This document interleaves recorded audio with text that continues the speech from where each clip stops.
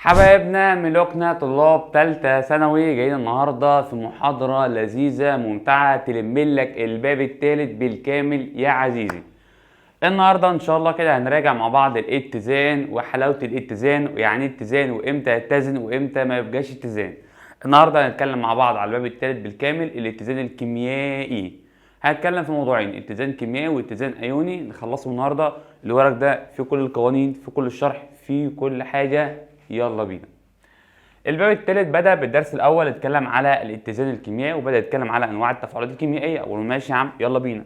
قلنا مع بعض التفاعلات الكيميائية عندنا نوعين، في تفاعلات تامة وفي تفاعلات انعكاسية. يبقى أول حاجة كده أنواع التفاعلات. قال لي يا باشا عندي نوعين تفاعلات، في تفاعلات تامة بتخلص كل المتفاعلات بتكون نواتج، والناحية التانية في تفاعلات انعكاسية. كويس. انا هبدا اتكلم على التفاعلات التامه وهكبر كده الشاشه بحيث يبقى كل كلامنا على التفاعلات التامه في الاول. ماشي.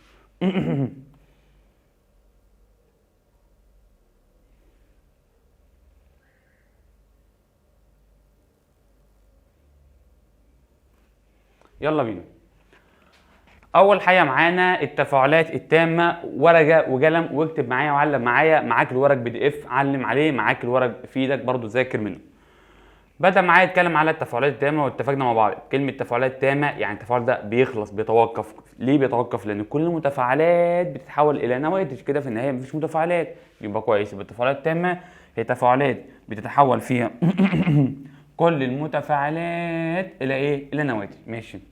طب خلاص طالما التفاعل ماشي في اتجاه واحد فبعبر عنه بسهم واحد. سهم واحد اللي هو اتجاه الطرد. الاتجاه مين؟ الطرد.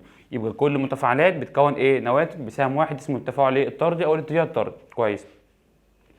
طب يا دكتور ليه سميناها تفاعلات تامه؟ ليه النواتج ما ترجعش تاني تكون متفاعلات؟ قال عشان النواتج دي غالبا بيكون فيها تصاعد غاز او تكون راصب. ومعنى ان الراصب اتكون يعني صعب ان الراصب يدوب ويرجع تاني، او معنى ان في غاز طلع ان الغاز ده رجع تاني. يبقى اول ما اسمع كلمه تكون غاز او تكون راصب او تصاعد غاز، اقول له يا باشا طالما في غاز اتكون او في راصب اتكون خلاص بعرف التفاعل ده بتاعي تفاعل تام. يبقى اول ما الاقي في النواتج كلمه غاز او راصب بعرف ان هو تفاعل تام. ماشي. يبقى غالبا التفاعلات دي تحتوي على غاز او تحتوي على راصب في النواتج، فبالتالي صعب ان النواتج دي ترجع تكون متفاعلات بسبب خروج الغازات والراصب دي من حيز التفاعل. من حيز التفاعل يعني مش هتقدر تتفاعل تاني. خلاص الراصب اتكون شكرا على كده. الراصب يقول لهم انا تمام زي الفل انا كده كفايه، يقول لك خلاص انا مش هتفاعل تاني. يبقى بعد ما الراصب بيتكون مش بيتفاعل تاني. ماشي. كمان 5. يصعب على النواتج زي ما قلنا ان تتحد مع بعضها مره اخرى. خلاص النواتج اتكونت صعب ان هي ترجع تاني، فتسميها تفاعلات تامه ماشيه في سهم واحد اتجاه واحد الاتجاه الطردي. وانا شغال في التفاعل التام او في اي تفاعل يقل تركيز المتفاعلات الى ان تستهلك تماما او تقريبا. تستهلك تقريبا بنسبه يعني 0% كده بتبقى مستهلكه تماما. تمام. يبقى المتفاعل بتعمل بتقل لحد ما توصل تقريبا كام؟ للصفر في المية. ويزداد تركيز النواتج لحد ما يوصل لكام؟ ل 100%. ده التفاعل التام. طب يا دكتور عايز اعبر برسم على التفاعل التام. يا باشا التفاعل التام كل المتفاعلات بتقل تبقى كام؟ تقريبا 0%. والنواتج تعمل تزداد تبقى كام؟ تقريبا 100%. ده التفاعل التام. خلاص المتفاعلات بتبقى في البدايه 100%، النواتج بتبقى صفر في النهايه. العكس ده بيزيد وده بيعمل بيقل. يبقى دايما في التفاعل التام هتلاقي دايما في النواتج غاز او راصب او يكون مثلا تفاعلات تامه زي ما هناخدها دلوقتي مع بعض. يبقى اول ما الاقي متفاعلات قلت لحد صفر شكرا شكرا شكرا. اول ما الاقي متفاعلات قلت لحد صفر اعرف ان هو تفاعل تام. تفاعل تام. امثله على التفاعلات التامه اللي انا اول ما الاقيها في الامتحان بعرف ان التفاعل ده تام ابن تام. اول حاجه كل تفاعلات الاحتراق تفاعلات تامه. والله منطقيه. هو انا ينفع بعد ما اعمل احتراق في ماده ارجعها تاني؟ والله لا. ينفع لو معاك ورقه ولعت فيها ترجعها تاني؟ لا طبعا. يبقى كل تفاعلات الاحتراق تفاعلات تامه. طب انا بعرف ازاي ان التفاعل ده تفاعل احتراق؟ اول ما الاقي اكسجين مع المتفاعلات. يبقى اول ما تلاقي اكسجين مع المتفاعلات، ما هو اللي بيعمل احتراق غاز الاكسجين. فلو انت بصيت على المعادله لقيت فيها اكسجين في المتفاعلات اعرف ان هو تفاعل تام. خلاص لو لقيت اكسجين في المتفاعلات اعرف ان هو تفاعل تام. 2. كل تفاعلات الاحلال بسيط تفاعلات تامه. تفاعلات تامه. طبعا احتراق بيطلع غازات بس برضه تام. خلي بالك احتراق ده بيطلع غازات وتام عادي. حتى لو فناء مغلق برضه تام. خلي بالك هنا قال لك حتى لو فناء مغلق او اللي برضه تام عادي خالص. ماشي. احلال بسيط برضه بيطلع غاز حتى لو فناء مغلق. طب مين احلال بسيط؟ الاقي مثلا في التفاعل عنصر مركب مركب عنصر، اول ما الاقي في التفاعل بتاعي عنصر مركب مركب عنصر عنصر مركب مركب عنصر، طالما عنصر حل محل عنصر، عنصر اكثر نشاط حل محل الاقل نشاط، طالما عنصر حل محل عنصر مش ينفع يرجع تاني خلاص. يبقى كل تفاعلات الاحلال بسيط، تفاعلات ايه تامه، حتى لو في اناء مغلق. يعني اخر سنه لو جالك هنا كلمه اناء مغلق، اناء ايه مغلق، الاقي حد بقى طالب مش فاهم يقول لك يا دكتور اناء مغلق يبقى الغاز مش هيطلع، يبقى تفاعل انعكاسي. يا ابني ما هو المغنيسيوم حل محل الاتش عشان اكثر من نشاط، ينفع بعد ما طلعوا الاتش يحل محل مع المغنيسيوم؟ لا، الاكثر نشاط يحل بس محل مين؟ الاقل نشاط. ماشي. 3. كل تفاعلات التعادل حمض قوي، قاعده قويه، اول ما الاقي حمض قوي بتم التأين، قاعده قويه تم التأين، طالما حمض قوي مع قاعده قويه بتفاعل ايه؟ تام التأين. خلاص تفاعلات التعادل كلها القوي مع القوي تفاعلات ايه؟ تامه التأين. 4. التفاعلات التي ينتج عنها راصب، اول ما الاقي اقواس اقواس اقواس راصب. ايه تفاعل الترسيب؟ محلول محلول محلول راصب. اول ما الاقي محاليل وعندي راصب بره، الاقي محاليل وعندي راصب بره، بعرف انه تفاعل ايه؟ تام. اول ما الاقي محاليل والاقي عندي راصب بره اسمه تفاعل ايه؟ تام. 5.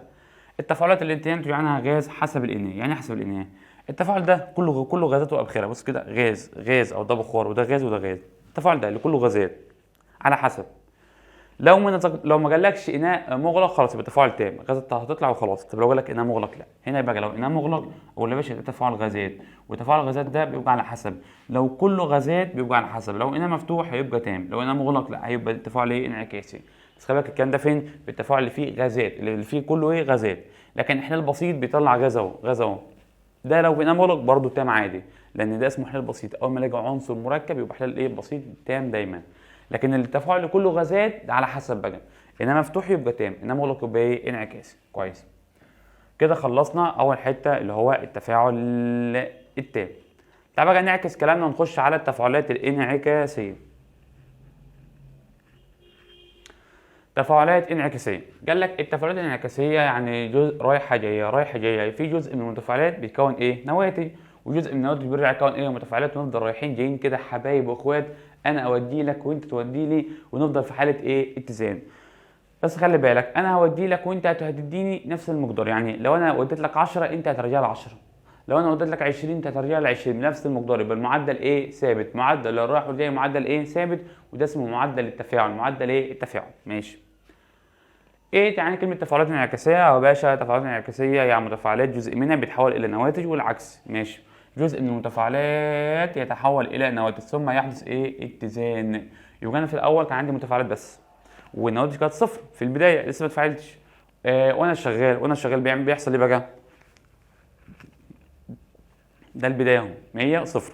اللي بيحصل متفاعلات بتقل، ده يزيد ده يقل ده يزيد، ثبتنا عند كده. لو ثبتنا عند كده يبقى اسمه اتزان، لو ثبتنا عند كده اتزان برضه، لو ثبتنا عند كده اسمه اتزان برضه. يبقى في التفاعل الانعكاسي اهم حاجه ان التركيز يثبت. يعني مثلا 100 صفر، ثبتنا عند 90 و10 اتزان، 70 30 اتزان، 60 40 اتزان، 50 50 اتزان، 30 70 اتزان، اي ثبات في التركيزات اسمه اتزان. ماشي. لكن مش شرط الاتزان ان تركيزك يساوي تركيزي، لا، ما احنا عملنا اتزان عند 70 30 اهو عادي خالص، هل ده بيساوي ده؟ لا. يبقى الاتزان شرطه ثبات التركيزات وليس تساوي التركيزات، مهمه دي. تاني، الاتزان شرطه التركيزات تثبت، لكن مش شرط ان هي تتساوي، ممكن تتساوي فعلا لكن مش شرط ان هي تتساوي. ماشي. طبعا ده بيبقى المتفاعلات بتكون ايه؟ نواتج اسمه الاتجاه الطردي، والعكسي النواتج بتكون ايه؟ متفاعلات اسمه التفاعل العكسي. خلي بالك في بدايه التفاعل بيكون الطرد هو الاكتر، في بدايه التفاعل انا في بدايه التفاعل متفاعلات 100% وده صفر، فاكيد هيشتغل ايه؟ هيشتغل طرد اكتر. فلو جالك في بدايه التفاعل قبل الاتزان مين شغال اكتر؟ الطرد اكتر، ما انا عندي نواتج صفر فانا عايز اكونها في الاول. ففي بدايه التفاعل في الاتزان قبل الاتزان اهو، انا بقى كده اهو قبل الاتزان بيكون الطرد هو الاكتر، ده في البدايه. طب قبل ما يوصل لحاله الاتزان لا، ده بيبدا الحركه بتاعته تقل وده يبدا يزيد، فيرجع التفاعل الطرد بيقل. يبقى خلي بالك الطرد في البدايه بيبقى ايه؟ عالي، طب قبل الاتزان بيقل تاني. الطردي في البدايه انا طردي بكون نواتج، الطردي بيكون نواتج.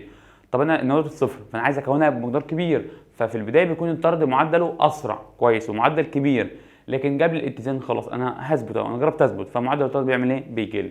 يبقى خلي بالك قبل الاتزان الطرد بيقل والعكس بيزيد. ماشي. طب ليه بيبقى ده اسمه تفاعل انعكاسي؟ والله عشان المتفاعلات قاعده معايا والنواتج قاعده معايا، عكس الوحش التام. التام النواتج مشيت غارت مني خلاص، لكن التفاعل الانعكاسي الاثنين لسه قاعدين معايا. يقول لك علل ليه ده تفاعل انعكاسي؟ اقول له لان النواتج موجوده في حيز التفاعل. يعني ايه حيز التفاعل؟ لم يتصاعد غاز ولم يتكون رصب. النواتج كلها لسه قاعده معايا، المتفاعلات كلها لسه قاعده معايا. طالما كلنا لسه قاعدين خلاص يا عم نفضل حبايب رايحين جايين، اسمه تفاعل ايه؟ انعكاسي. في البدايه يقل تركيز المتفاعلات ويزداد تركيز النواتج الى ان يحدث ايه؟ اتزان. واتفقنا جاب في البدايه خالص بيكون معدل الطرد اكتر، وقبل الاتزان معدل الطرد بيعمل ايه؟ بيقل. اهم كلمتين بقى عند الاتزان، اقول يا باشا عند الاتزان تثبت التركيزات بتاعت المتفاعلات. انا تركيزي ثابت وانت ثابت. طب المعدل يتساوى. يعني المعدل يتساوى يعني اللي انا بكونك انت بتكونني، اللي بيروح لك بيرجع لي. وديت لك 10 ترجع لي 10. ما احنا هنثبت بقى. ثبتنا عند 70 30. انا ودي لك 10 ترجع لي 10 70 30. انا ودي لك 20 ترجع لي 20 70 30. يبقى لازم نثبت يعني اللي يروح عندك يرجع لي تاني نفس المقدار، اسمه يتساوى مين؟ المعدل. فخلي بالك عند الاتزان التركيزات تثبت، المعدل يتساوى. تركيز يثبت معدل يتساوى، مهمه دي. يعني لو انا عايز ارسم معدل التفاعل عند الاتزان اقول يا باشا المعدل متساوي، يبقى لازم يبقى كده الطرد والعكس. معدل تفاعل الطرد والعكس يكونوا زي بعض. فطالما دي رسمه معدل لازم تبقى كده، لازم تبقى كده قد بعض، يبقى الاثنين وصلوا لنفس المعدل. طب تعالى كده نقول لي معادله على تفاعل انعكاسي زي تفاعل حمض الخليج مع الكحول الايثانول بيديني استر وميه. ده تفاعل في العضويه ان شاء الله هناخده اسمه تفاعل اسطره. يعني اسطره بكون استر حمض وكحول استر وميه، حمض وكحول استر وميه، حمض كحول استر ميه، حمض كحول استر ميه. الحمض والكحول بيكون استر وميه. طب الاستر ده اكوس محلول والميه موجوده معايا، يتفاعل يرجع حمض وايه؟ وكحول. يبقى لو استر في الميه يرجع حمض وكحول. طب كحول مع حمض يدي استر وايه؟ وميه. كله موجود معايا. يعني التفاعل ده معايا، حمض لسه موجود، وده معايا وده معايا وده معايا، تمام. وعرفنا التفاعل ده انعكاسي لما لقينا الوسط حمضي. طالما حمضي يبقى الحمض ده لسه ايه؟ لسه موجود، لان الباقي كله مواد ايه؟ متعدده التاثير على عباد الشمس. ماشي.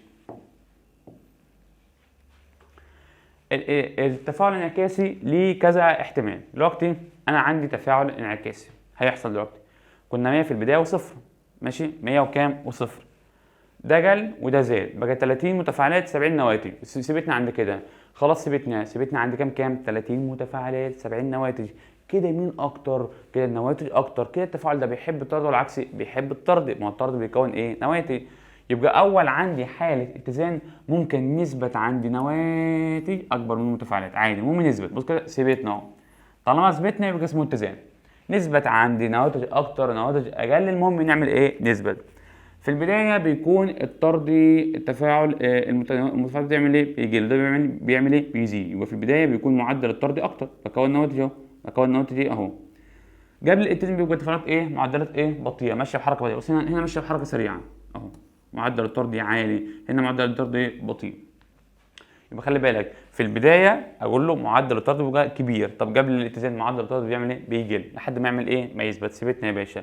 ثبتنا عندي مين اعلى من مين؟ ثبتنا عندي نواتج تركيزها اعلى من المتفاعلات، اللي هو مثلا دي 70 ودي كام؟ 30. المهم ثبتنا خلاص، يبقى اسمه ايه؟ اتزان. طالما ثبتنا، طالما التركيز ثبت اهو، ثبت هنا، ثبت عند 70 وعند 30، يبقى اسمه ايه؟ اتزان. طب تركيز مين اكتر؟ نواتج اكتر من المتفاعلات. هفكر معاك، طالما النواتج اكتر يبقى التفاعل ده بيحب يمشي كده ناحيه النواتج، ما هي اكتر فبيحب يمشي كده. يعني التفاعل الطردي هو السائد. كويس. ممكن نثبت انا وانت عندي 50-50. ساعتها هقول لك ان هنا حصل ثبات وحصل تساوي في التركيز. يبقى هنا حصل ثبات وحصل ايه؟ تساوي في التركيز، وده معناه ان معدل الطردي يساوي معدل ايه؟ العكسي. 3. ممكن انا وانت نثبت عندي متفاعلات اكتر، وطالما ثبتنا عند متفاعلات اكتر افكر معاك متفاعلات اكتر يبقى التفاعل ده ماشي كده، متفاعلات هنا ونوتج هنا كده ماشي ناحيه العكسي، يبقى التفاعل ده بيحب العكسي اكتر. العكسي هو السير. يبقى التفاعل الانعكاسي ليه 3 رسومات. ممكن نرسم كده نواتج اكتر او متفاعلات اكتر او قد بعض، لكن اول ما الاقي على المحور الرأس ده معدل التفاعل اقول له شكرا، لازم يكون متساوي. معدل متساوي، يبقى التركيزات عادي، التركيزات ممكن ايه، واحد اعلى واحد اقل عادي، لكن معدل التفاعل لازم يكونوا متساويين، ودي مهمه. لو قال لك معدل التفاعل لازم يكون متساوي، يعني احنا اتنين وصلنا لنفس المعدل بتاع التفاعل، معدل الطرد يساوي معدل عكسي، ده عند الاتزان. يبقى الخص الاتزان التركيزات تثبت والمعدل يتساوى، بس اكتبها وعلم عليها، التركيزات تثبت والمعدل يتساوى عند الاتزان. ماشي، اللي بعد كده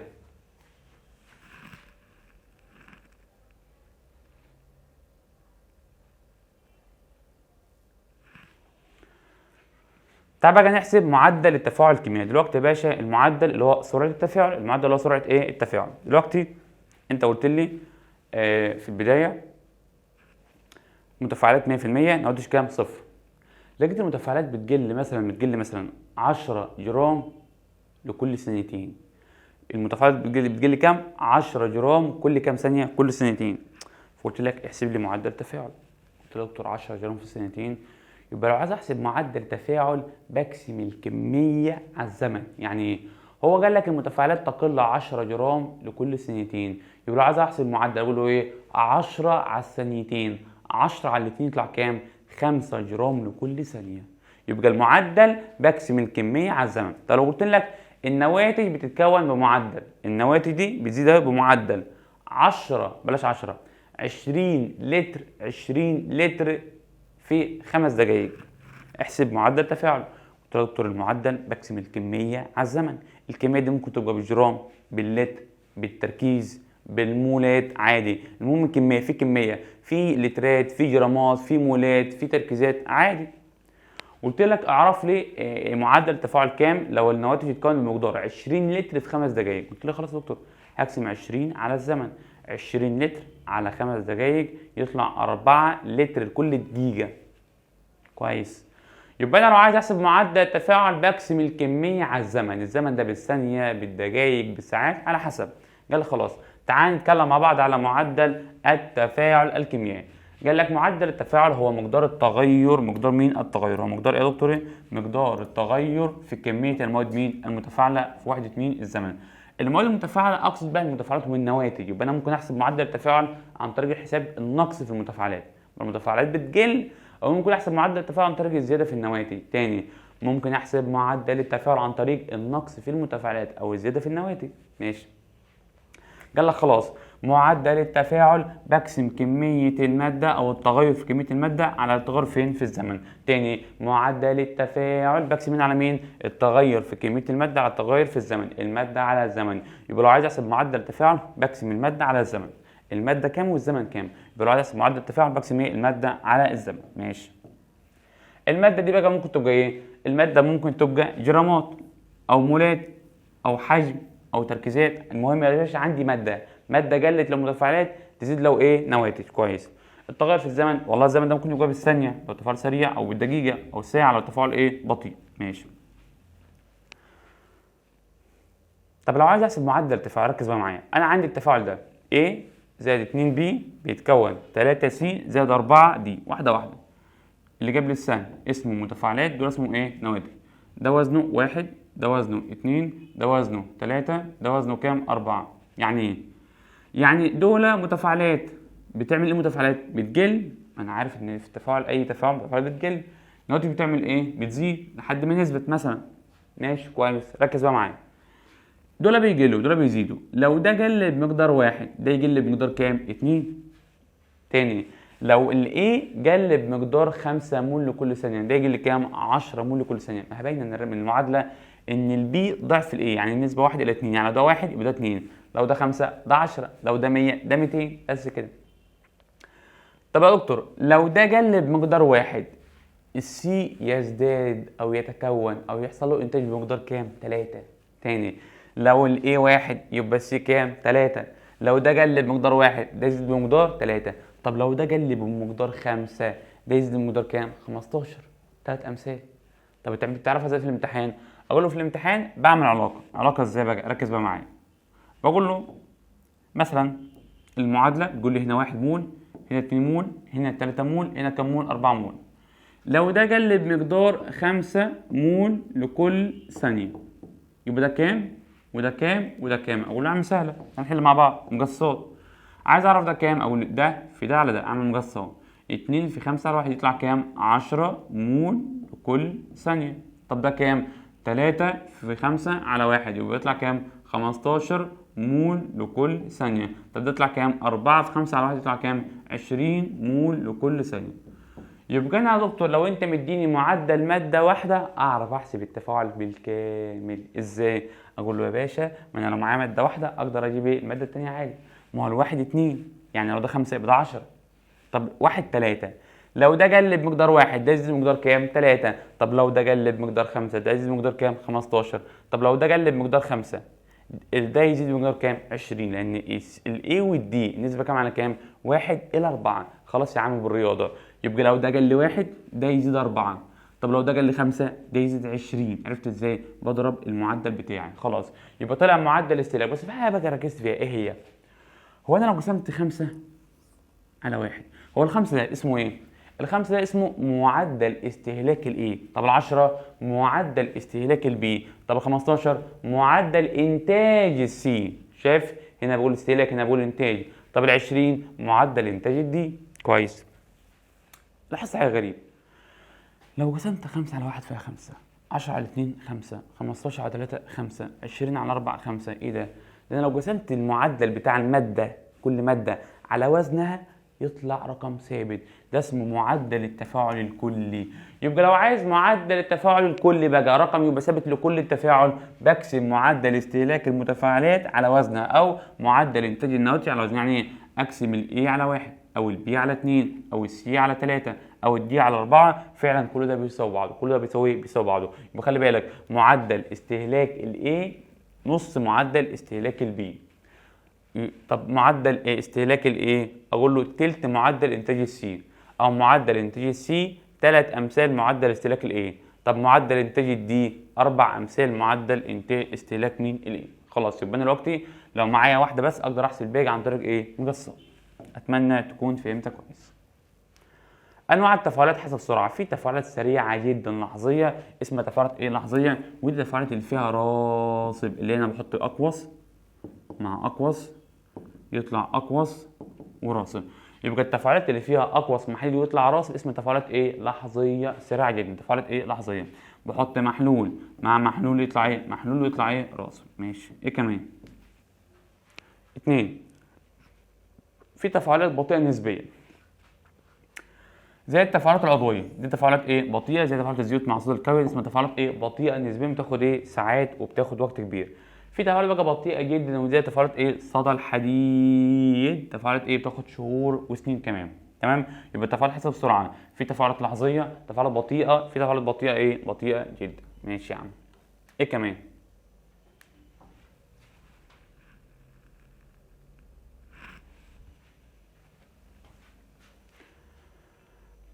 بدأ يتكلم بعد كده على حاجه اسمها الاتزان الفيزيائي. وده كده معلومه كده على السريع، يقول لك ان كمان في الانظمه الفيزيائيه بيحصل برضه اتزان. ازاي يا عمي؟ قال لك وانت بتسخن الميه اهو، دي ميه اهي بسخنها في اناء مغلق اهو. تمام؟ اول ما بسخن الميه يبقى في البدايه كده الميه بتتبخر، معدل التبخر اكتر لان الناس حطت الميه على النار اهو. فاكيد معدل الاكتر التبخر التكثف اكيد في البدايه بيحصل تبخر الاول.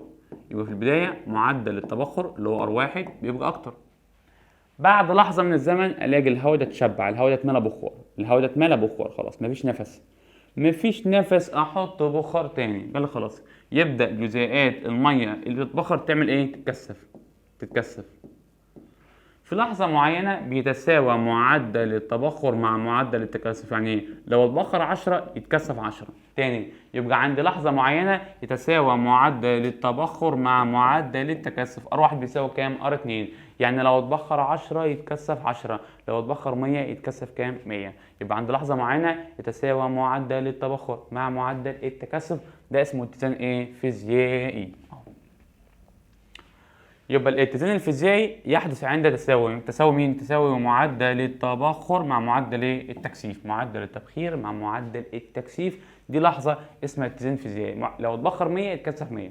طب هل بالضروره ان تساوي كتله البخار مع كتله السائل؟ مالهاش علاقه. احنا قلنا الاتزان التركيزات تثبت، يعني معدل يتساوى لكن التركيزات ايه؟ تثبت. لكن مش شرط ان هي تساوي. اسالك في الامتحان اقول لك ايه؟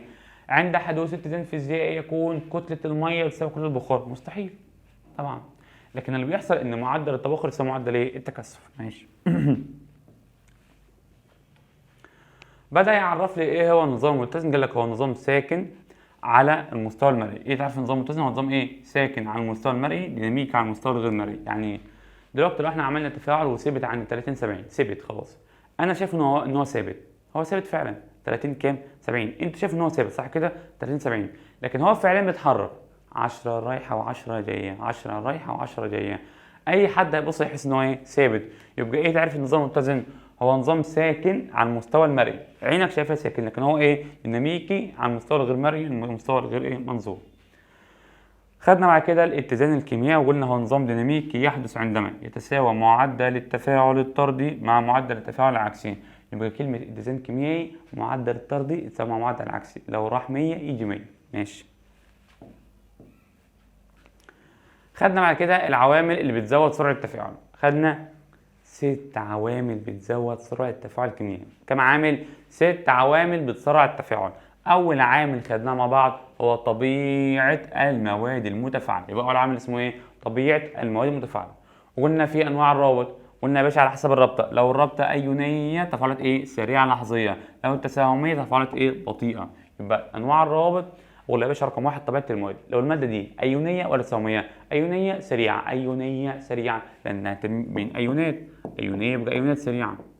طب لو تساهمية لا بتتم بين إيه؟ جزيئات. فلو لك علل ليه التفاعلات الأيونية سريعة؟ لأنها تتم بين أيونات، لكن التفاعلات التساهمية بطيئة ليه؟ بتتم بين جزيئات. ماشي. إيه كمان؟ ب مساحة السطح.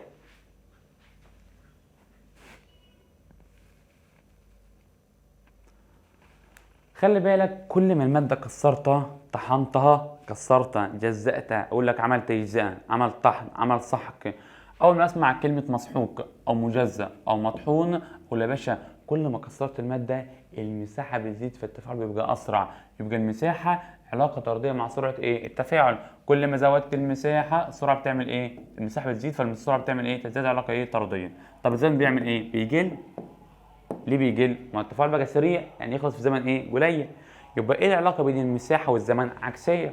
كل ما المساحه كانت كبيره التفاعل يبقى سريع يعني زمن ايه؟ قليل. فخلي بالك المساحه مع السرعه طرديه لكن المساحه مع زمن عكسيه. ماشي. 2 تركيز المواد. والله يا باشا اكيد كل ما الماده كان عندي تركيز منها كتير معدل ان احنا يحصل بينا تصادم بيبقى بيزيد. يعني مثلا الاوضه اللي انا قاعد بصور فيها دلوقتي لو عندي جزئين بس يتفاعلوا، واحد هنا واحد في اخر الاوضه، فرصه ان يحصل تصادم فرصه هي ضعيفه، فبالتالي التفاعل يبقى ضعيف جدا.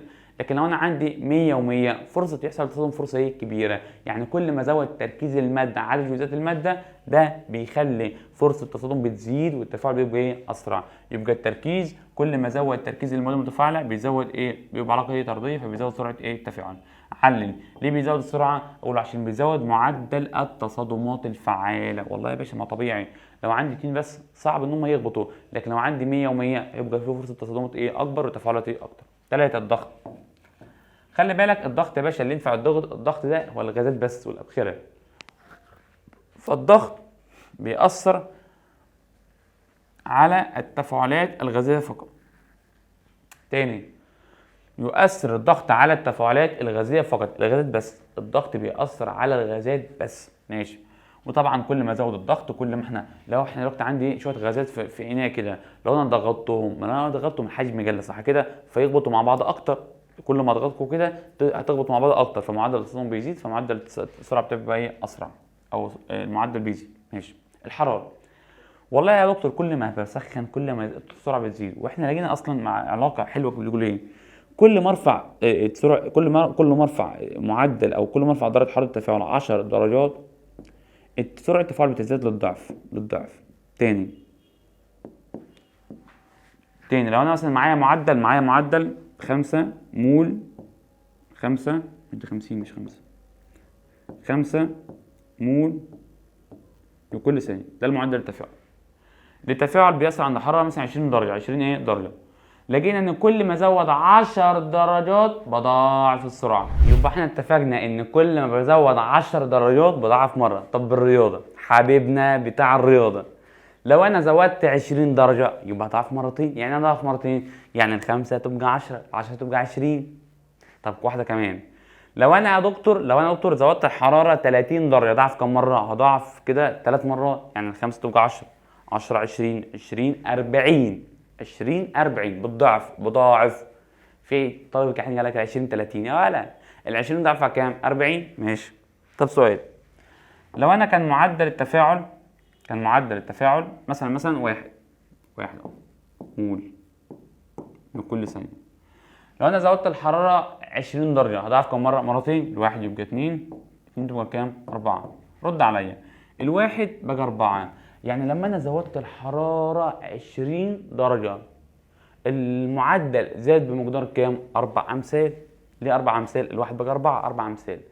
طب لو زودت 30 درجه يبقى الحراره كام؟ اقول له 8 امثال. ليه 8 امثال؟ من 4 تبقى كام؟ 8. فقال لك نحط قاعده ثابته. طب لو زودتها 4 امثال اقول له 4 امثال تبقى كام؟ 16. قال لك خلاص. لو عايز تعرف الامثال او الاضعاف اقول له كل 10 درجات بقول 2 اس الرقم بتاعها. يعني لو هو هضاعف مره واحده يبقى 2 اس 2، 2 اس 1 صفر في الاول. لو هضاعف مره واحده يبقى 2 اس 1. لو هضاعف مرتين، يعني 20 مثلا درجه هضاعف مرتين يبقى 2 اس 2. لو هضاعف مثلا 30 درجه اقول له 30 درجه، 30 درجه يا دكتور ده يعني 3 مرات يبقى 2 اس 3 تطلع ب 8، ب 8 امثال. طب لو هضاعف 4 مرات يعني 40 درجه اقول له 40 درجه يعني 4 مرات يبقى المعدل يبقى 2 اس 4 يعني 16 ضعف. 16 ضعف. خلاص. يبقى لو انا 20 درجه يبقى 2، 30 درجه يبقى 3، 40 درجه يبقى كام؟ 4. ماشي. 5 العامل الحفاز. طبعا عامل حفاز كل ما احط عامل حفاز بيخلي التفاعل اسرع، بيزود المعدل الطردي والعكسي، فطبعا ده حاجه حلوه جدا. الضوء قلنا الضوء برضه علاقه طرديه مع سرعه التفاعل، ده بيزود عمليه البناء الضوئي، وكمان بيبقى مهم في التصوير، لان في التصوير المركب ده اللي هو بروميد الفضه بيتفك معايا اليمين، بيتفك الاي جي موجب وبروم سالب. ركز بقى معايا اللي بيحصل. الموجب ده بيتفك الموجب والسالب. الموجب بيروح مكتسب الكترون يبقى الفضه يكتسب ويتحول لذره فضه. طب البروميد يفقد ويتحول لذره بروميد. خلي تاني، يبقى الموجب اللي كان فاقد عايز يطلع ذره يبقى يعمل ايه؟ يكتسب ويطلع ذره. يبقى اللي فاقد يكتسب ويطلع ذره. طب المكتسب يفقد ويطلع بروم. ماشي.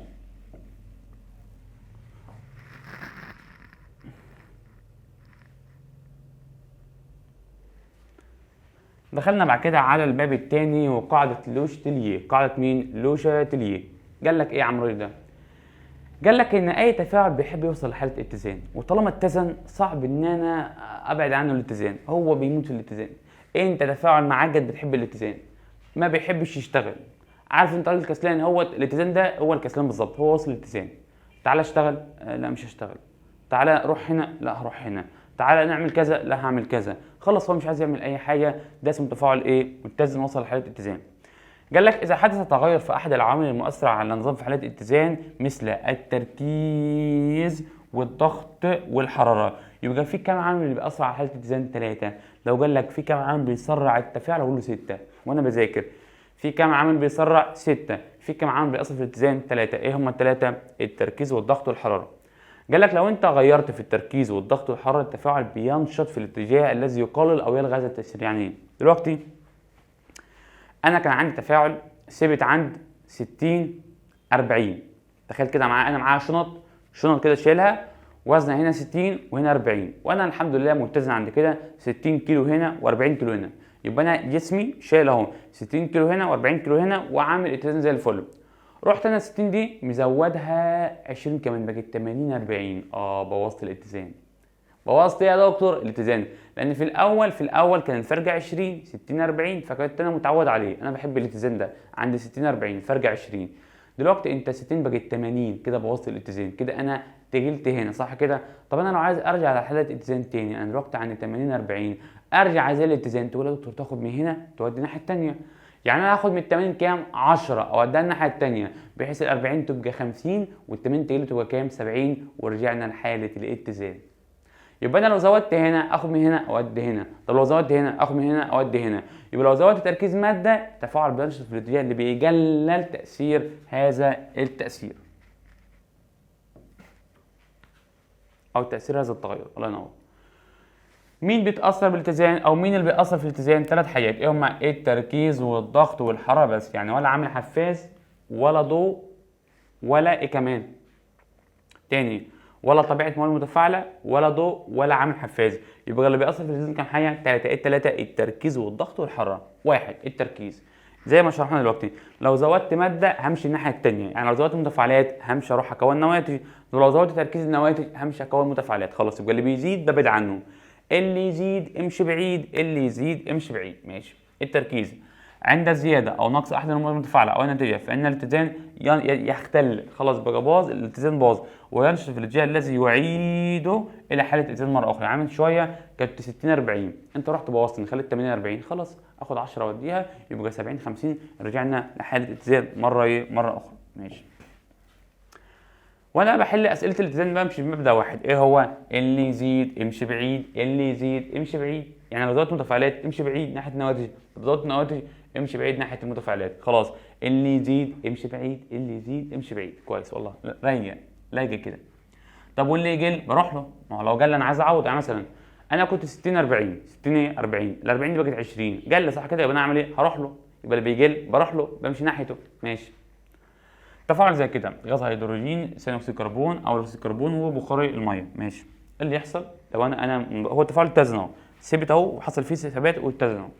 اللي يحصل بقى لو انا من بره اثرت عليه، غيرت الهيدروجين زودته، اقول يا باشا اللي يزيد امشي بعيد، يعني لو ده زاد همشي بعيد، يبقى همشي ناحيه مين؟ النواتج، يبقى همشي طردي. طب كويس.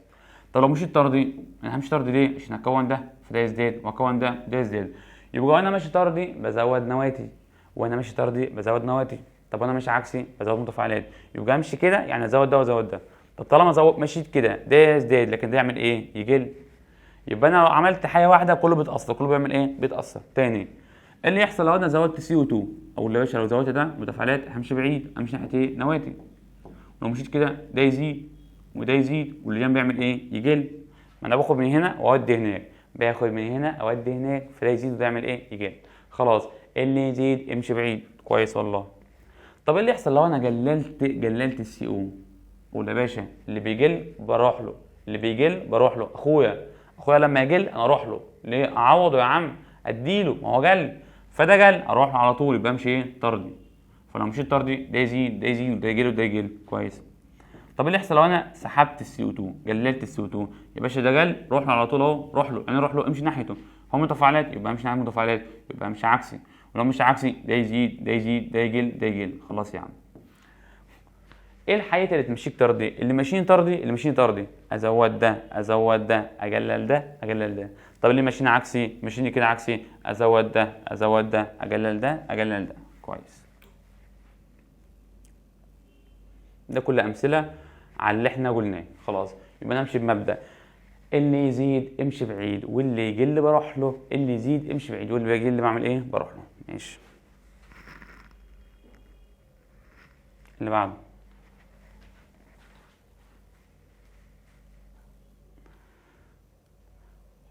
قانون فعل الكتله. قال لك ايه؟ عند ثبوت الحراره تتناسب سرعه التفاعل الكيميائي تناسب طرديا مع حاصل ضرب التركيزات. كويس. انت دلوقتي قلت لي ان لما بزود المتفاعلات، لما بزود التركيز التفاعل بيبقى ايه؟ اسرع. ماشي.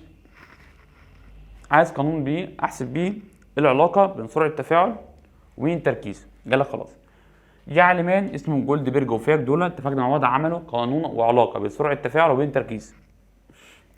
قالوا عايزين نعرف ايه العلاقه بين سرعه التفاعل وايه؟ والتركيز. فراح عملوا تفاعل، حطوا كلور الحديد 3 لونه اصفر باهت محلول على ثيوسينات الامونيوم محلول برضه، طلع ثيوسينات الحديد ده برضه محلول لونه احمر دموي ده اصفر باهت، وطلع كلوريد مين؟ الامونيوم. ده تفاعل انعكاسي مشي في اتجاهين، وار واحد اللي هو معدل الطردي وار 2 معدل عكسي، كده ماشي طردي كده ماشي عكسي. ماشي. قال لك عايزين ندرس اثر التركيز على سرعه التفاعل. قال لك ماشي. ايه اللي يحصل لو انا من بره رحت زودت الماده دي؟ والله لو انا زودت ثيوسينات الامونيوم التفاعل يمشي طردي، اتفقنا اللي يزيد يمشي بعيد، ولو مشي طردي اللون الاحمر الدموي هيزيد تاني، لو مشي طردي اللون الاحمر الدموي هيزيد. طب كويس. طب طالما مش طردي اللون ده بيعمل ايه؟ بيزيد، والاصفر ده بيعمل ايه؟ بيقل. ماشي. طب ايه اللي يحصل لو انا رحت زودت من عندي، زودت الماده دي؟ لو زودت الماده دي همشي عكسي، ولو مش عكسي اصفر بعد هيزيد والاحمر ده هيعمل ايه؟ هيقل. يبقى انا لو زودت الماده دي، لو زودت دي همشي طرد، زودت دي همشي عكسي، خلاص يبقى كله في لعبه واحده، اللي يزيد امشي بعيد. ماشي. خدنا كمان حساب الكيسي، قلنا لو عايز احسب الكيسي بقسم من على مين؟ كي واحد على كي 2 او تركيز نواتج على تركيز متفاعلات. يبقى لو عايز احسب الكيسي بقسم كي واحد على كي 2 او كي 2 او نواتج على مين؟ متفاعلات. يبقى لو عايز احسب الكيسي مين على مين؟ كي واحد. مين كي واحد؟ ثابت معدل الطرد. مين كي 2؟ ثابت معدل العكسي مع بعض. يبقى الكيسي ده ثابت التفاعل الكلي، الكيسي اسمه ايه؟ ثابت الاتزان التفاعل الكلي. طب مين كي واحد؟ ثابت معدل الطرد. طب مين كي 2؟ ثابت معدل العكسي. لو عايز الكيسي مين على مين؟ كي واحد على كي 2. طب لو عايز كي واحد كي سي في الكي 2. طب لو عايز كي 2 كي واحد على كي سي. طب الكي سي بحسبها ازاي بقى؟ بقسم تركيز النواتج كل مرفوع له اس بيساوي عدد مولاته على تركيز المتفاعلات. بقسم من على مين؟ نواتج على متفاعلات، تركيزات النواتج على تركيزات المتفاعلات. ماشي. بأكد اهو عند الاتزان R1 يساوي R2، معدل الطرد يساوي معدل العكسي. عند الاتزان معدل الطرد يساوي معدل العكسي. طالما الكي واحد طلعت اكبر ده معناه ايه؟ ما الكي سي بتساوي كي واحد على كي 2 بتساوي نواتج على متفاعلات. معنى ان الكي واحد طلعت كبيره يبقى الكي سي كبيره بنواتج اكبر. ما هو الكي سي والكي واحد والنواتج علاقه ايه؟ طرديه. تاني، معنى ان الكي واحد اكبر يبقى يعني نواتج اكبر، والكي سي اكبر علاقه طرديه. يبقى طالما نواتج اكبر يبقى التفاعل ده بيحب الطرد والعكسي الطردي اكتر، ونواتج اكبر يبقى ماشي ايه؟ طرد كده نواتج. طب لو الكي 2 هي الاكبر، لو كي 2 اكبر يبقى الكي سي قليله، علاقه عكسيه، الكي 2 اكبر يبقى الكي سي قليله، ومتفاعلات ايه؟ كتيره. الكي 2 مع المتفاعلات. طب معنى المتفاعلات اكبر يبقى التفاعل ده بيحب العكسي اكتر، متفاعلات اكبر يبقى ماشي كده، ماشي كده ناحيه المتفاعلات يبقى ايه؟ بيحب العكسي اكتر. ماشي. ثلاث رسومات، ثلاث ايه؟ رسومات، ركز بقى معايا. اول رسمه هو انا عايز احسب الكي سي بقسم من على مين؟ نواتج على متفاعلات. طب بالرياضه لما اقسم كبير على صغير تطلع الكي سي اكبر من واحد صحيح. فلما بقول لك الكي سي تساوي رقم وطلع الرقم ده كبير اكبر من واحد صحيح، اعرف التفاعل ده بيحب الطرد اكتر، بيكون نواتج اكتر، تركيز نواتج اكبر. ماشي. يبقى لما تلاقي الكي سي اكبر من واحد صحيح اعرف ان النواتج اكبر من ايه؟ متفاعلات، والطرد هو الثابت. طب هنا جد بعض، يبقى الكي سي تساوي واحد، نواتج بتساوي متفاعلات، يبقى نفس المعدل. طب لما تلاقي النواتج اقل، انا دايما عيني على النواتج، عينك على النواتج، نواتج اكبر كي سي اكبر، نواتج متساويه الكي سي وتساوي واحد، نواتج اقل كي سي اقل من واحد. طالما النواتج اقل يبقى الكي سي اقل من واحد، يبقى النواتج اقل من المتفاعلات، يبقى التفاعل ايه؟ العكسي هو الثابت. كويس.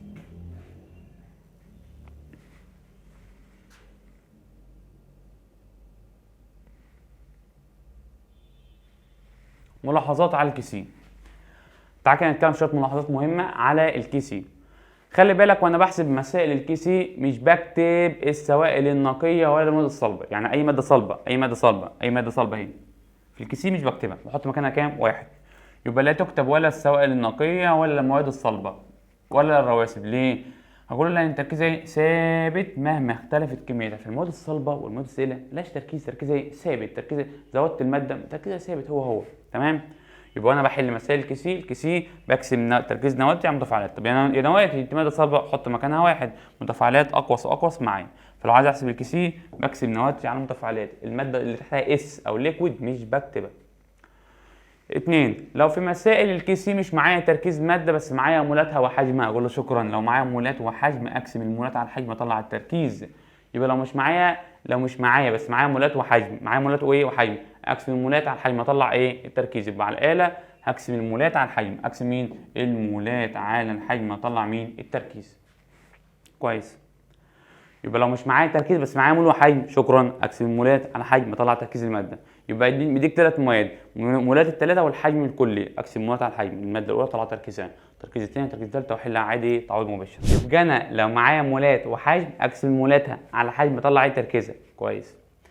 خلي بالك اتفقنا انا بعوض بالاتزان او بالتركيزات عند الاتزان مش قبل. يعني لو مديك التركيزات في البدايه اقول لك عند تفاعل كذا مع كذا ما اعوضش بيه، ما بعوضش بيه، انا بعوض بالتركيزات عند الاتزان. مهمه دي. ماشي.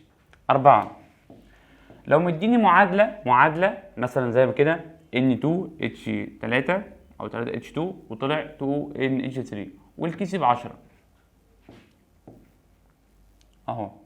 المعادله نيتروجين زائد 3 هيدروجين يطلع ايه؟ نشادر. والكيسي بكام؟ ب10 مثلا. ومديك معادله ثانيه وعايز الكيسي بتاعتها، اقول له يا عم سهله، مديك معادله وعايز معادله ثانيه. ابص هو عمل ايه؟ الواحد بقى 2، 3 بقى 6، 2 بقى 4. هو عمل ايه؟ عمل ايه؟ ضرب في 2. اقول له يا دكتور لو ضرب في 2 بربع الكيسي، لو ضرب في رقم بحط الرقم ده قص للكيسي تاني.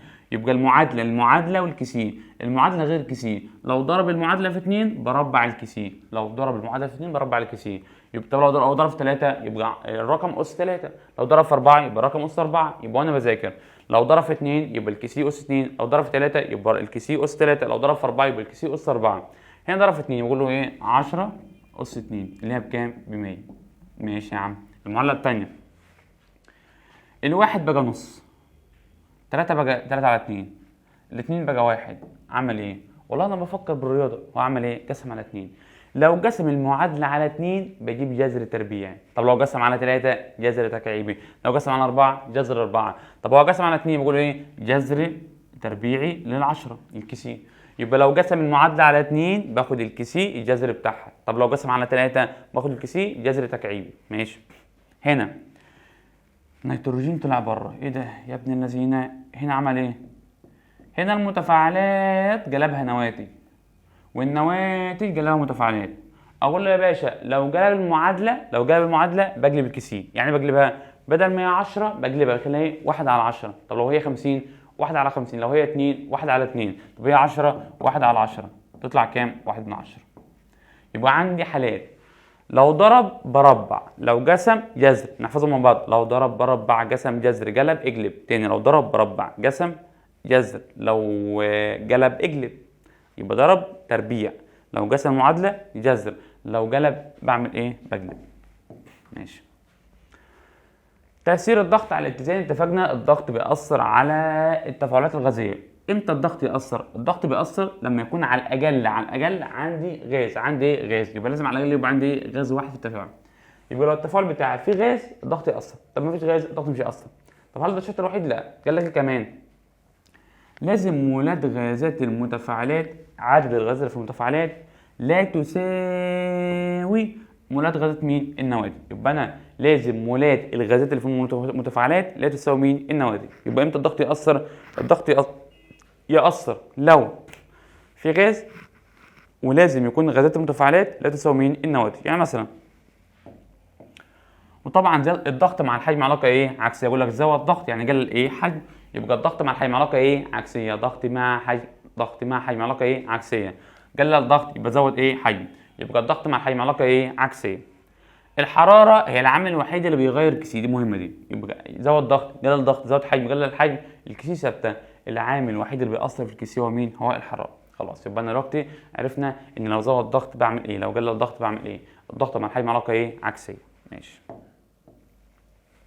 اللي بعده،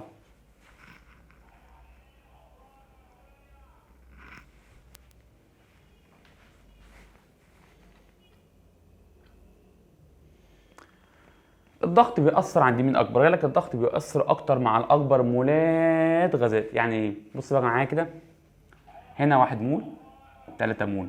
يبقى المتفاعلات دي غازاتها كام مول؟ 4 مول. يعني نواتج كام مول غاز؟ 2 مول.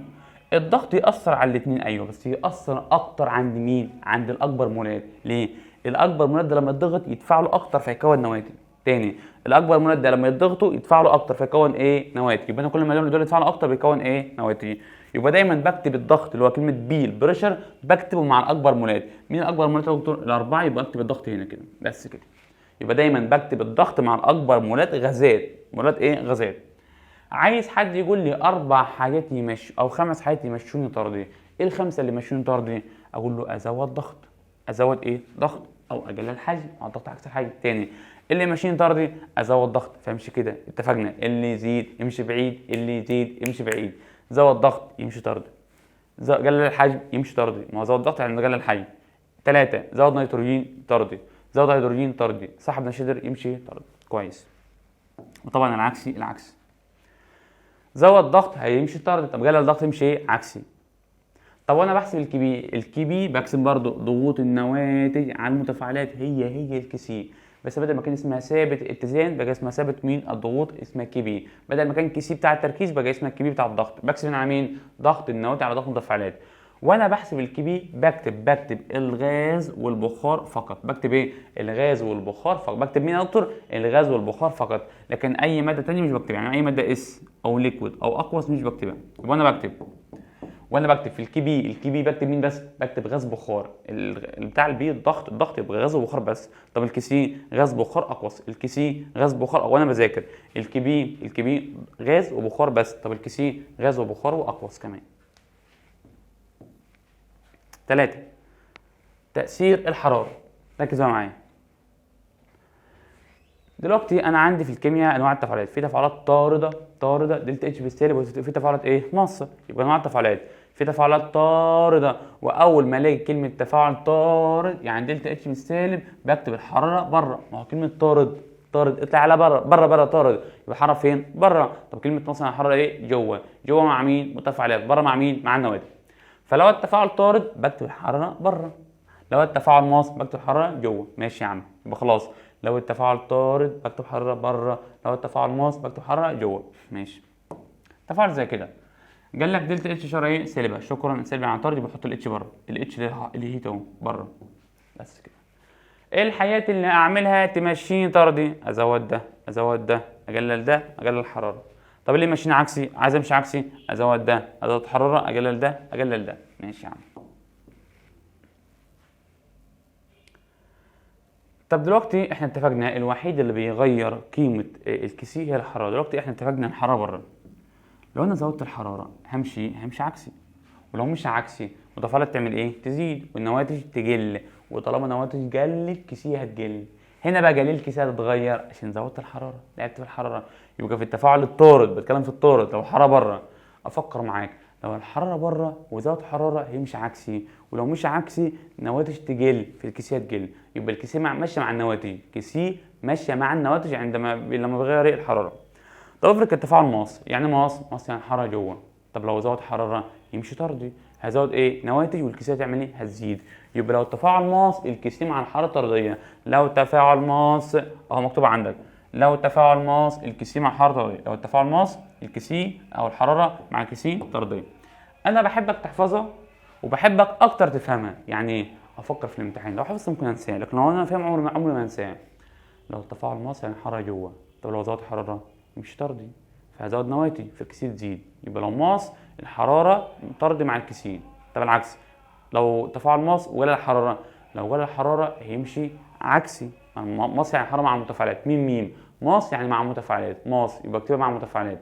لو التفاعل ماص يعني مع المتفاعلات، لو قلت هيمشي عكسي، لو مش عكسي النواتج تقل الكيسيه تقل. يبقى الماص الكيسيه مع حراره طرديه، زاد قل. والعكس طبعا لو التفاعل ايه؟ طارد. ماشي. اتفقنا الضغط بيأثر اكتر عند مين؟ عند الاكبر ايه؟ مولات. يعني ده 1 مول ده 2 مول يبقى الضغط يأثر هنا، والحراره طبعا هنا عشان ده تفاعل ايه؟ ماص. في حته ماشيين طرد وحته ماشيين ايه؟ عكسي. خلي بالك دي اثر على الضغط والحراره والتركيز. ركز بقى معايا. ايه اللي يحصل لو هو زود ماده؟ خلي بالك لو زود ماده الماده بترفع كده معايا، فدي معناها انه زود ماده. ودي الماده اللي زادت ودي الماده اللي اتاثرت بالزياده. تاني، دي الماده اللي زادت ودي الماده اللي اتاثرت ايه؟ بالزياده. فلما تجي لك في الامتحان رسمه زي كده، واحده عادله واحده مسحوبه، اعرف ان ده تاثير تركيز. تاني، واحده عادله واحده مسحوبه يبقى ده تاثير ايه؟ تركيز. يبقى لما تلاقي واحده عادله واحده مسحوبه ده هو ايه؟ تاثير تركيز. وطبعا العدله اللي فوق يبقى زود تركيز، العدله اللي تحت يبقى ايه؟ سحب او نقص تركيز. لما الاقي اتنين عادلين كده وكده، كده تحت وكده تحت، يبقى ده ضغط. يبقى لو واحده عدله واحده مسحوبه تركيز.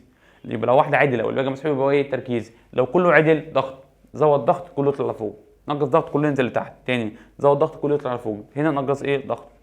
لما الاقي واحده مسحوبه والتانيه مسحوبه يبقى ده تاثير ايه؟ حراره. مهمين دول، وفي واحده منهم في الامتحان بتاع يوم الجمعه. في واحده منهم في الامتحان بتاع يوم الجمعه. يبقى لما تلاقي واحده عادله كده وتصير واحده مسحوبه ومسحوبه يبقى ده ايه؟ حراره. مسحوبه ده ايه؟ حراره. خلاص يبقى واحده عادله والباقي مسحوب، واحده بس عدله يبقى ده تركيز، اتنين عدلين يبقى ده ايه؟ ضغط، مفيش خالص يبقى ده ايه؟ كله مسحوب يبقى ده ايه؟ الحراره. ماشي.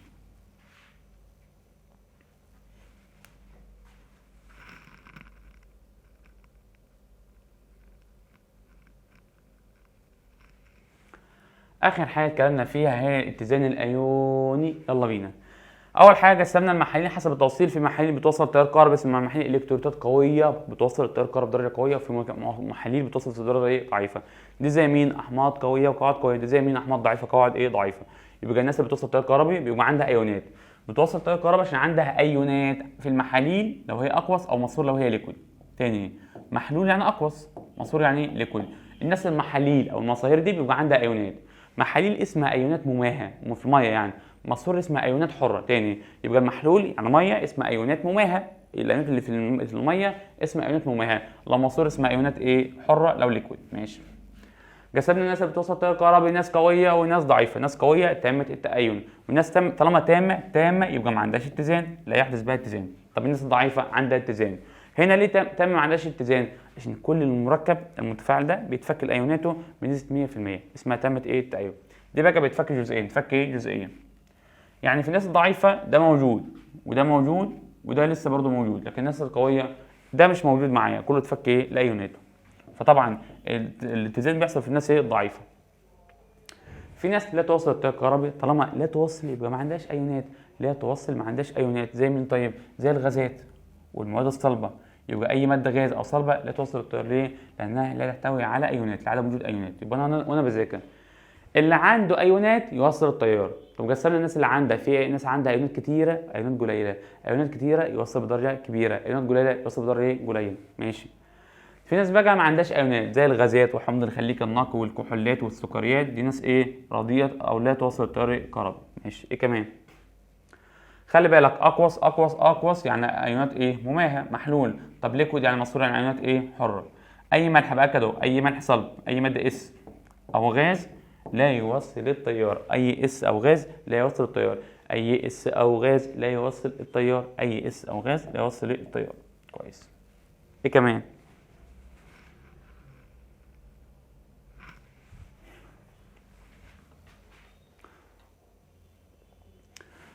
مين بقى يتاثر بالتخفيف؟ والله يا باشا يتاثر بالتخفيف الناس الضعيفه، لان القويه تمت التأين خلاص اتفكت. حطوا ميه مش هتفك تاني، ما هو كله اتفك 100%.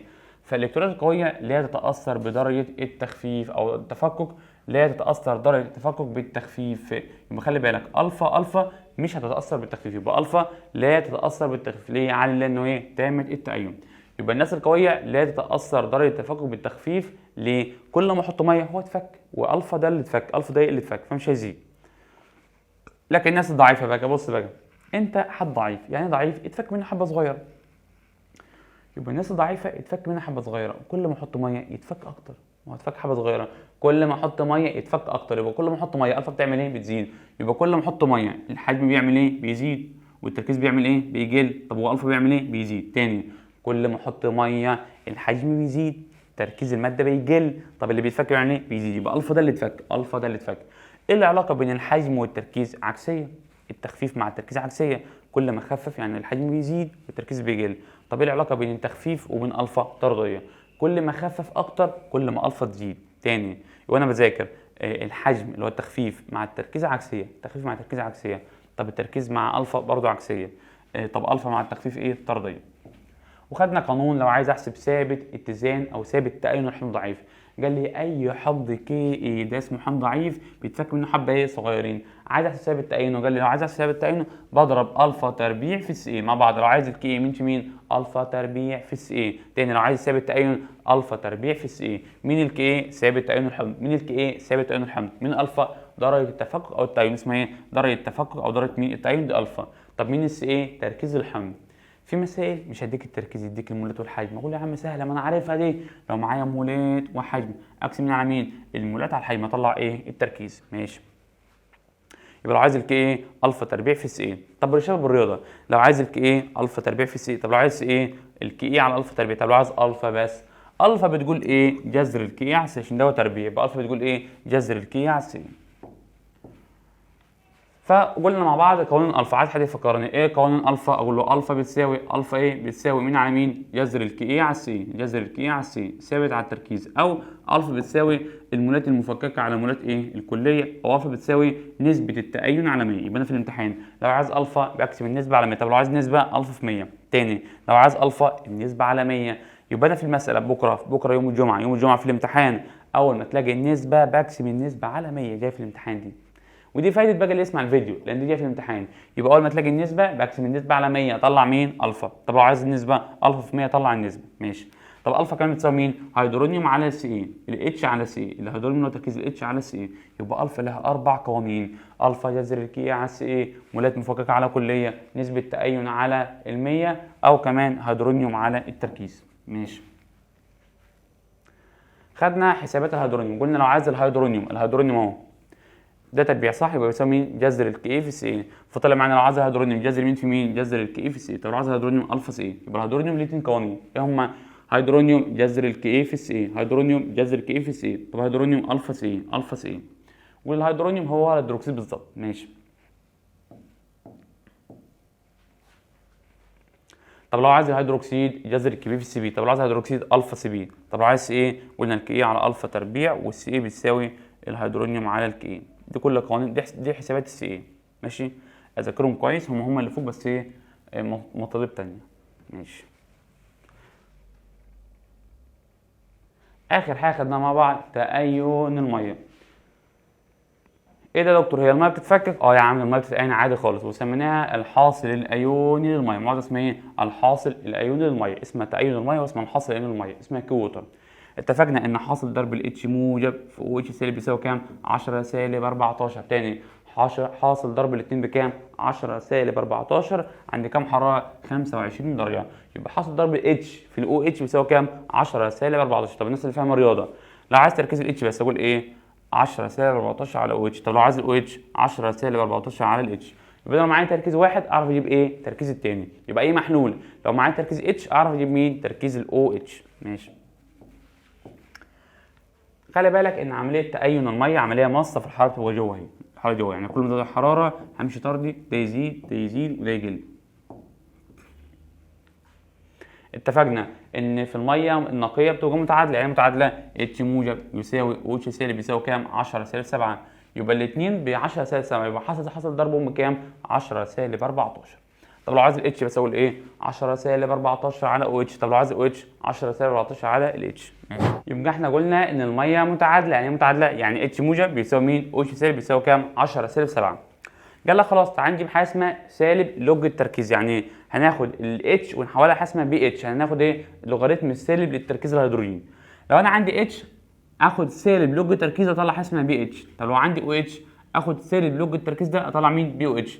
عملت على الاله سالب لوج الرقم ده طلع 7 وبرده ده طلع 7، يبقى مجموعهم بكام؟ ب 14. يبقى طلع ان البي اتش زائد البي او اتش بيساوي كام؟ 14. يبقى لو عندي البي اتش والبي اتش بيساوي كام؟ 14 مثلا، مجموعهم ب 14. طب انا ضربت بالرياضه البهوات دول مجموعهم 14، البهات مجموعهم بكام؟ 14 اهو. بي اتش بي او اتش مجموعهم بكام؟ 14. لو انا عندي واحد البي اتش بواحد يبقى ده بكام؟ ب 13. لو ده ب 10 ب 4، لو ده ب 5 9، لو 8 6، لو 7 7، لو 6 8. يبقى حاصل جمع البي اتش مع البي او اتش بيساوي كام؟ 14. وانا بذاكر حاصل ضرب التركيزات 10 سالب 14. طب حاصل ضرب البيهات 14. تاني حاصل ضرب التركيزات 10 اس سالب 14. طب حاصل ضرب البيهات 14. ماشي. لو عايز احسب البي اتش بعمل ايه؟ سالب لوج الاتش اطلع البي اتش. طب لو عايز البي او اتش سالب لوج الاو اتش اطلع مين؟ الاو اتش. ماشي. طب العكس، افرض معايا البي وعايز التركيز، او لو معايا البي مثلا ب 3 يبقى الاتش بيساوي كام؟ 10 سالب 3. 10 سالب البي اتش اللي هو كام؟ 10 سالب 3. تمام. يبقى انا بذاكر لو معايا البي اتش ب 3 يبقى التركيز بكام؟ 10 اس سالب البي اتش اللي هو 10 اس سالب كام؟ 3. خلاص يبقى انا لو معايا البي اتش ب 3 يبقى التركيز بكام؟ 10 سالب 3. يبقى انا بذاكر لو معايا البي اتش اجيب ازاي الاتش؟ 10 اس سالب الرقم اللي معايا. طب لو معايا الاتش وعايز البي اتش سالب لوج التركيز، يبقى انا بذاكر لو معايا تركيز اتش سالب لوج اطلع البي اتش. طب لو معايا البي اتش او ال 10 اس سالب الرقم، يعني مثلا لو البي اتش ب 5 يبقى الاتش بكام؟ 10 اس سالب 5. لو البي اتش ب 2.5 يبقى الاتش بكام؟ 10 اس سالب 2.5. خلاص. واللي قلناه على البي اتش هو مين؟ البي او اتش.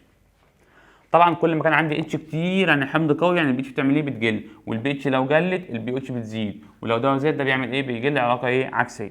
ماشي.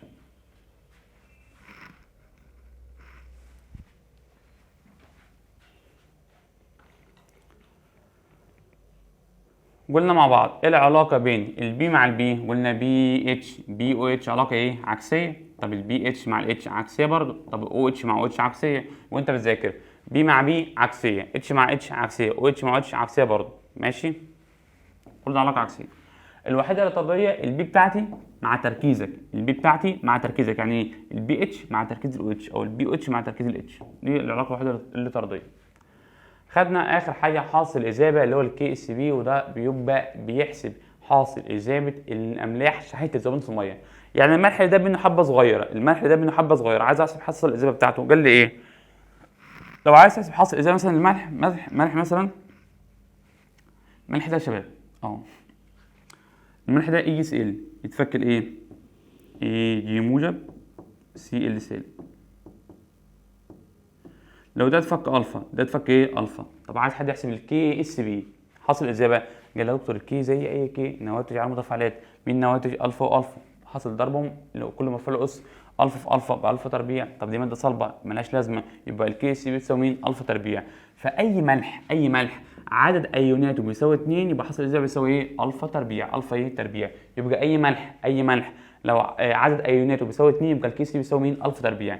الكي اس بي اللي هو حاصل الاذابه. طب مين الفا؟ ده اسمها درجه الذوبانيه. الفا اسمها ايه؟ درجه الاذابه او درجه الذوبانيه. تاني، يبقى انا في المساله بقول لك ايه؟ احسب حاصل اذابه لملح كذا وهدي لك الدرجه بتاعته. لو معاك الدرجه اقول ايه؟ الدرجه تربيع طلع الكي اس بي. يبقى الكي اس بي هي حاصل الاذابه. طب الفا اللي هي مين؟ درجه مين؟ الذوبانيه او درجه الاذابه. طب افرض عكس، لو عايز الفا يا عم سهله، لو عايز الفا اخد جذر الرقم ده، يبقى الفا جذر الكي اس بي. لو الفا اقول ايه؟ جذر الكي اس بي. ده لو كام ايون؟ 2. طب ملح زي كده بي بي سي ال 2، او لا دكتور بي بي سي ال 2 بيتفك 1 بي بي و2 سي ال 2 الفا، بس ده طبعا ده 2 يبقى الفا 2 الفا تربيع تركيزه اهو. اعمل ده على الاله يطلع 4 الفا تكعيب، 2 تربيع 4 والالفا تربيع في 1 الفا الفا تكعيب. يبقى حاصل الاذابه بيساوي ايه؟ 4 الفا تكعيب. امسك الالفا اللي هو مديها لك اللي هي الدرجه اكعبها واضرب في 4، اكعبها الاول. يبقى امسك الرقم ده اقول اكعبه واضرب في كام؟ في 4. ده لو الملح بتاعي كام ايون؟ 3.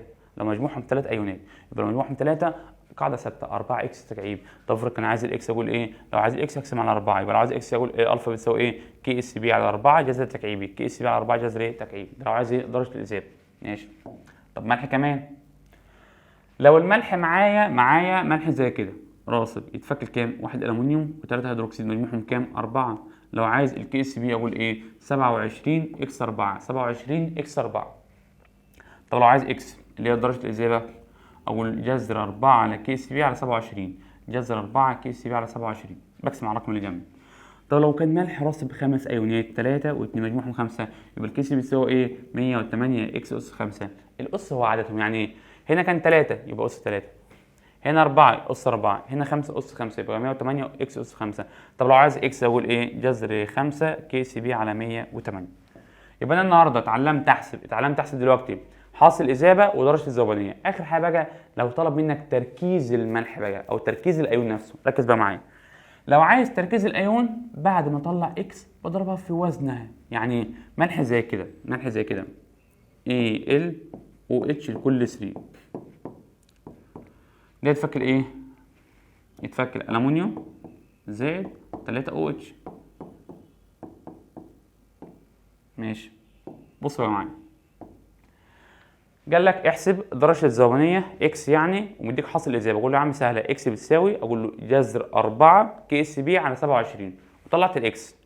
ابص في المساله هو مش عايز اكس، مش عايز درجه الاذابه، هو عايز ايه؟ تركيز الالومنيوم. اقول له يا دكتور لو عايز تركيز الايون نفسه بضرب الاكس اللي طلعت معاك اللي درجه الاذابه في الوزن بتاعها، دي وزنها كام؟ 1. يبقى امتى يكون التركيز يساوي درجه الاذابه؟ لو وزنه ايه؟ 1. تاني، امتى يكون التركيز يساوي درجه الاذابه لو وزنه ايه؟ 1. طب لو عايز تركيز الهيدروكسيد لا بقى هنا يختلف. تركيز الهيدروكسيد بيساوي ايه؟ اقول ايه؟ الدرجه اللي هي اكس في الوزن كام؟ 3، بقول اكس في 3. يبقى بعد ما اطلع الاكس اللي هي درجه الاذابه لو عايز تركيز ماده بضرب بقى في وزنها، بفك واضرب في وزنها، وزنها 1 يبقى اضرب في 1، 3 وزنها ايه؟ 3 اضرب في 3. بكده نكون لمينا قوانيننا. خلي بالك لو معاك التركيز هقسم على الوزن اطلع الدرجه. طب لو معايا الدرجه اضرب في الموازنه اطلع التركيز، فتركيز درجه وزن. مثلث كويس ده اذاكره كويس. بكده نكون خلصنا الباب الثالث في ساعة، ساعة وشوية كده، ملخص كده سريع يلم لك الدنيا. الملف ده او البي دي اف ده هنزله مع الفيديو ان شاء الله، ينزل البي دي اف معاك، وذاكر كويس واستعد لامتحان الجمعة واستعد لانطلاقة الباب الرابع الكيمياء الكهربية. اشوفكم على خير، سلام يا رجالتنا وبناتنا.